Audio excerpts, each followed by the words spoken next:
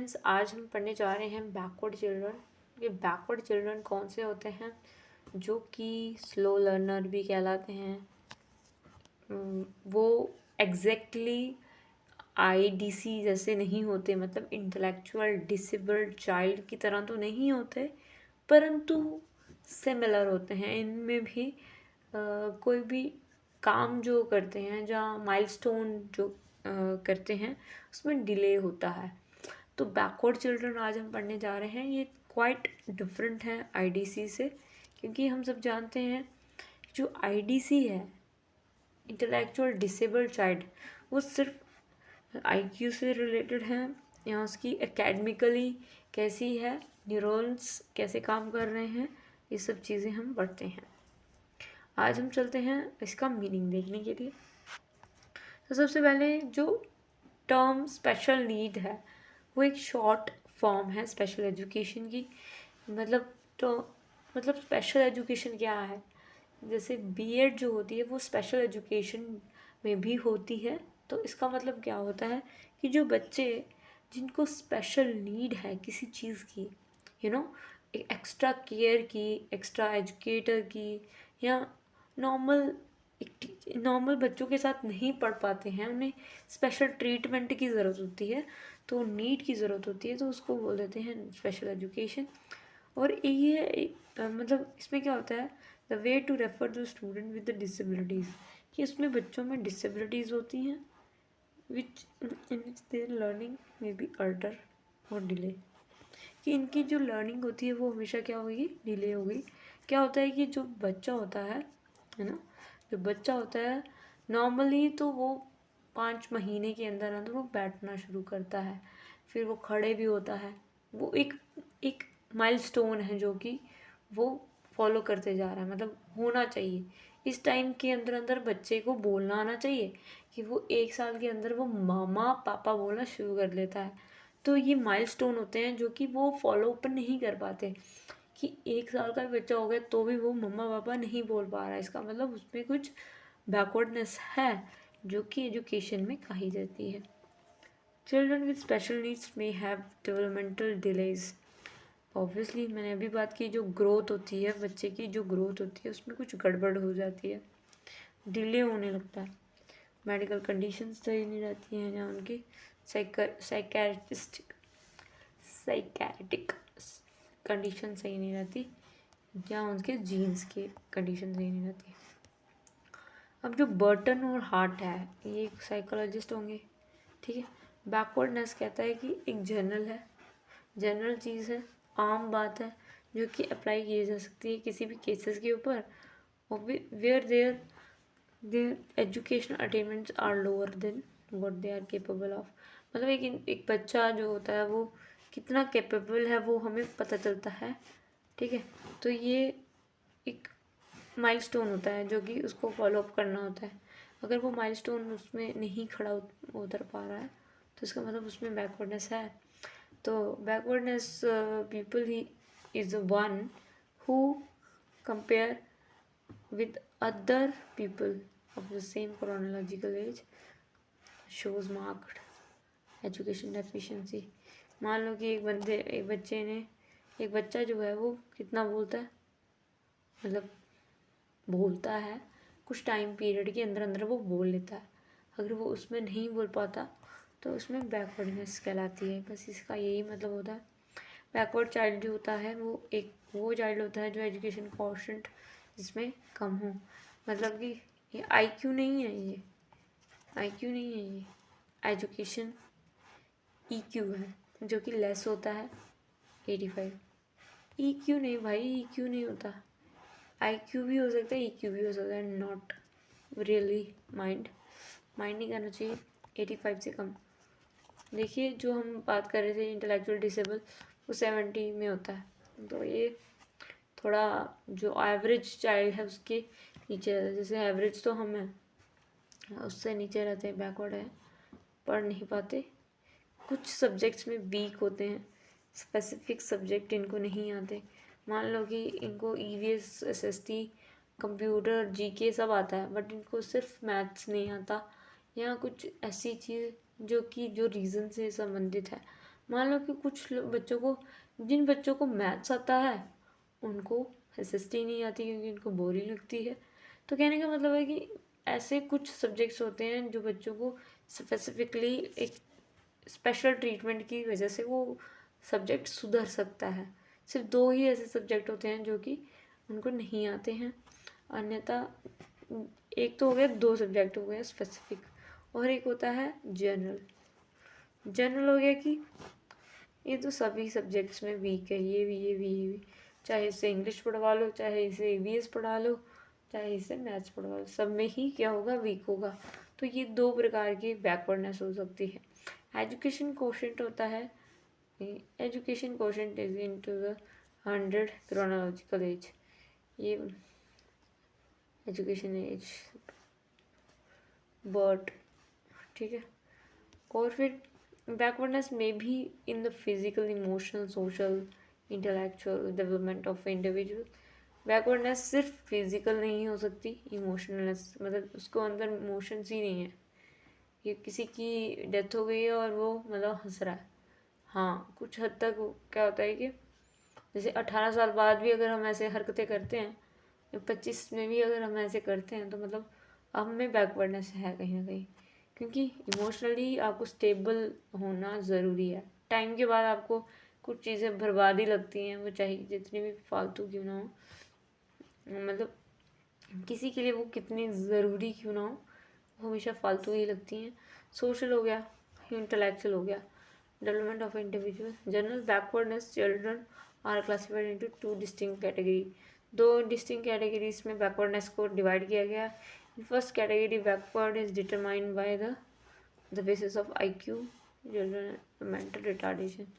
मतलब पहली जो कैटेगरी है वो IQ के बेसिस पे, जिसको मेंटल रिटार्डेड भी कहते हैं। मेंटली वो क्या है, रिटार्डेड है चाइल्ड, नहीं समझ पाता।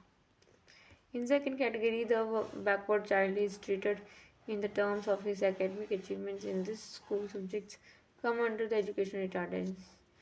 सेकेंड कैटेगरी में क्या होता है कि जो चाइल्ड होता है वो उसको ट्रीट किया जाता है ऐसे कि जैसे कि वो एकेडमिकली अचीवमेंट उसकी क्या है स्कूल सब्जेक्ट में रिटार्डेशन। मतलब वो क्या है कि हर एक स्कूल की जो भी अकेडमिक अचीवमेंट है आपकी, मान लो कि आप नल्ले हो, किसी भी सब्जेक्ट में आपके अच्छे मार्क्स नहीं हैं, तो वो क्या है, बैकवर्डनेस है कहीं ना कहीं, वो भी एजुकेशनल रिटार्डेशन कहलाती है। एक मेंटल हो गई, एक एजुकेशनल हो गई।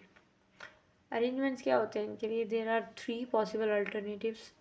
3 प्रकार के अल्टरनेटिव हो सकते हैं, जैसे कि रेगुलर स्कूल में पढ़ाया जाए बच्चों को, कि उससे भी उनकी थोड़ा सा करिकुलम दे दो उनको, तो वो संभल जाते हैं।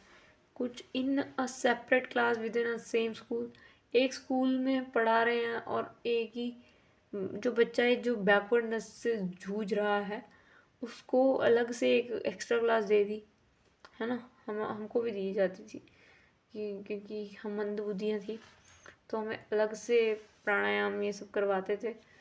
तब हमें बहुत मतलब फील होता था अंदर से कि क्यों मैं करवाया जा रहा है, क्यों करवाया जा रहा है अलग से। बट ठीक है, जो होता है वो ठीक ही होता है। इन सेपरेट स्कूल, जैसे कि स्पेशल स्कूल बनाया जाए गया होता है इन बच्चों के लिए।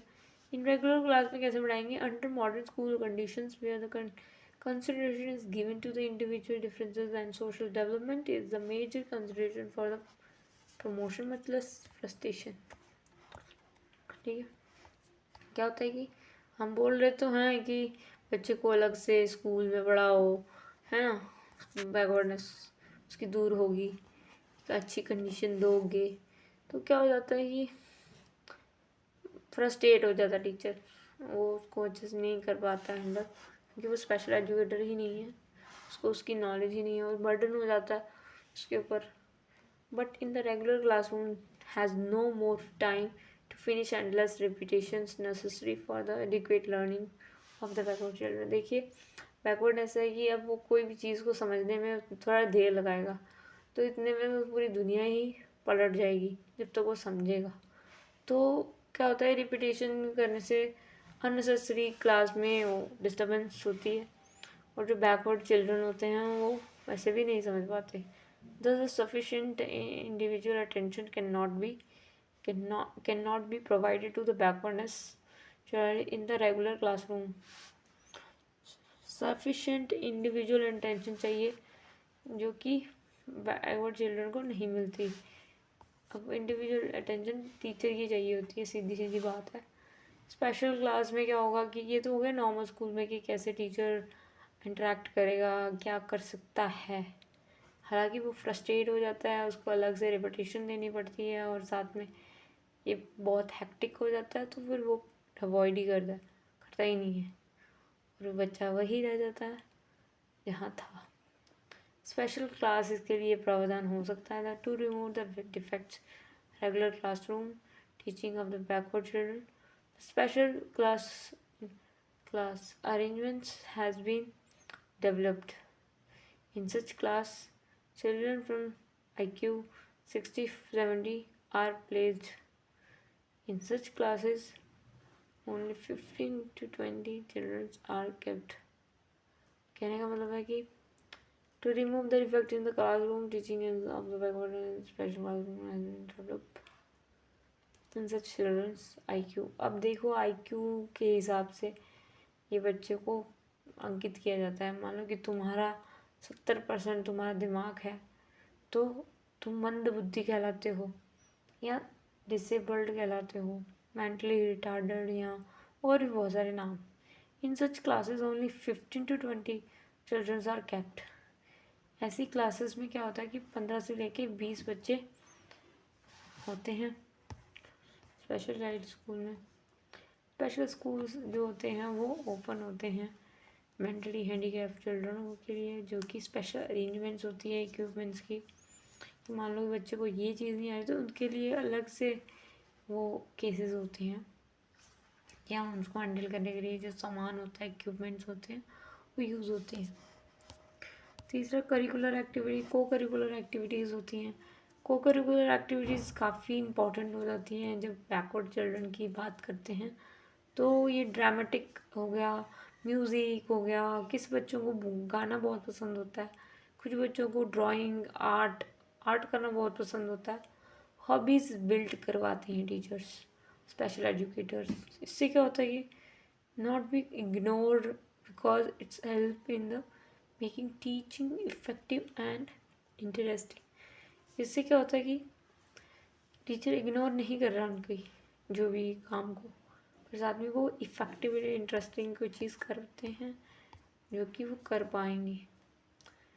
Experienced education psychologist for the planning of education of backward children, the service of his experience।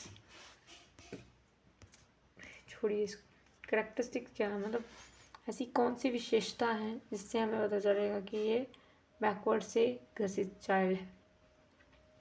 एक तो पहले उसका IQ 85 से कम होगा, एजुकेशनल क्वोशंट कम होगा, वो धीरे एकेडमिकली वो धीरे चलता है, सोशल हर एक एस्पेक्ट में वो धीरे है, academic social emotional physical, slow learner जिसे हम कहते हैं।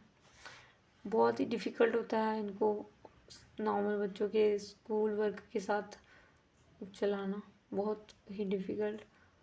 And they are unable to understand abstract and symbolic materials.